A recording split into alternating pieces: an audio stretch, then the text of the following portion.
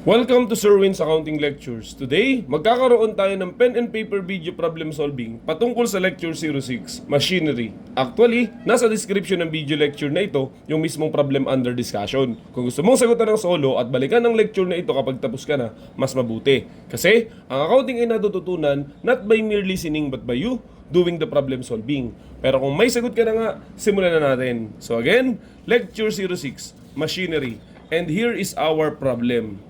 During the current year, Mary Angeline Alpahora Company purchased a second-hand machine at a price of 7 million.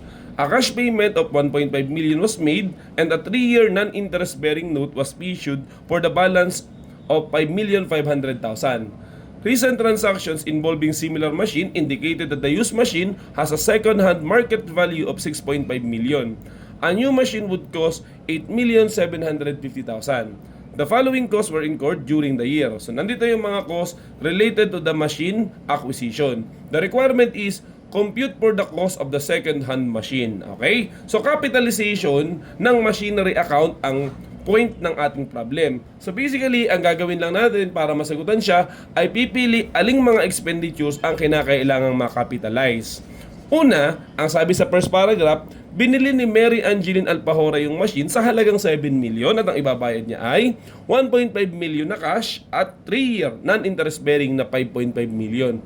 Na pag pinag-add nga naman natin itong dalawang ito, lalabas na yun talaga yung kanyang price, yung 7 million. Pero ang tanong, ito bang 7 million, ito bang cash payment at non-interest bearing na long term na 5.5 ang ating ikakapitalize na cost ng machine? The answer is no. Bakit? Kahit nga yung note ay non-interest bearing, hindi ibig sabihin na wala siyang interest kasi nga 3-year. So baka may nakatago na interest doon. Therefore, hahanap tayo ng ibang paraan para malaman magkano ikakapitalize na purchase price ng second-hand machine. Ang sabi dito, kung sakaling bago ang bibilhin mo, sabi dito, new machine, ang cost sana ay 8,750,000. Question, bago ba ang binibili natin o second-hand? Hindi ba't second-hand? So therefore, this value will be ignored kasi hindi naman tayo bibili ng bago but rather second-hand. Eh ang problem, nagbigay din na yung market value ng katulad na second-hand machine ay 6,500,000. So we will assume, which is correct, na ito naman talaga dapat ang kanyang valuation, the fair market value. Lumalabas na kaya 7 million mo bibilhin dahil nga meron kang 3-year non-interest bearing note. Siguro yung difference, o malamang yung difference ng 7 million at 6.5 million, yun ay para dun sa interest. So again, okay? The purchase price of the machinery is the market value. So market value will be the valuation of the machinery. Market value of second-hand machine. Okay, so yun po yung kailangan natin sa capitalization. 6.5. Ngayon, as you purchase it, merong mga expenditure na nangyari. Ang tanong nga ay ikakapitalize ba sila or hindi? So basahin natin isa-isa. Cost of removing old machine that is replaced, 75,000. So patungkol ito saan? Siguro nung bumili ka ng second-hand machine, i-install mo sa kumpanya mo, meron kang lumang machine kung saan nakapwesto doon. Anong ginawa mo? Tinanggal mo siya. Ano pong magiging treatment sa 75,000? That is related to the service of the old machine, yung pagtatanggal sa kanya. Hindi ito patungkol sa new machine. So therefore, this will be treated as an expense. Okay? Because this expenses is for the service of the old machine hanggang siya maalis. Same goes through with the next line. Cash proceeds from sale of the old machine replaced, 50,000. E di malamang may luma kang machine, tinanggal mo, pinaltan mo, nakabenta ka, nagkapera ka. Ang tanong, related ba siya dun sa new machine, sa new second-hand machine, o ito'y lahat ay pertaining sa old machine? The answer is, lahat ito ay dun sa luma. Kaya therefore, this 50,000 will also be ignored. Okay? So, may natututunan na tayo, di ba? Kapag pala yung mga expenditure ay patungkol dun sa old machine, napapaltan mo, okay? So, irrelevant sa capitalization ng new purchase. Kahit man ito second hand, ay wala yung kinalaman doon sa kabibili mo pa lamang itong dalawang nauna. Okay? Subukan natin tingnan yung kasunod kung ito makakapitalize.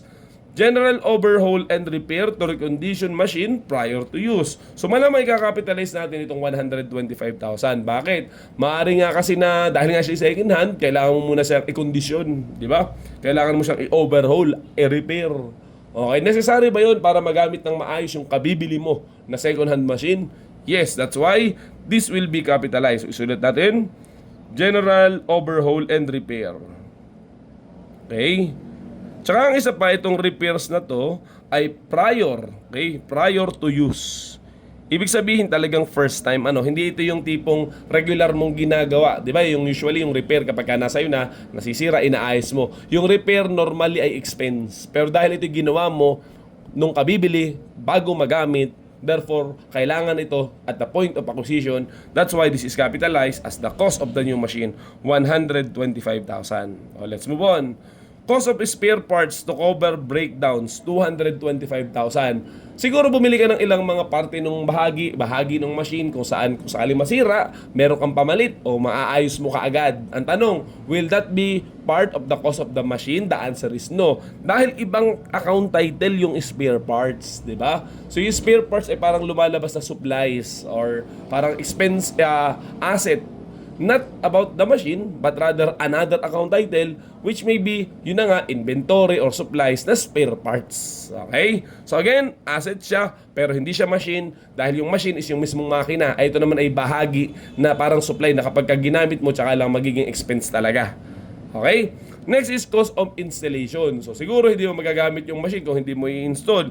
Kaya therefore, kasali sa ikinakapitalize ang installation cost. That is directly attributable. That is necessary for you to operate the machine.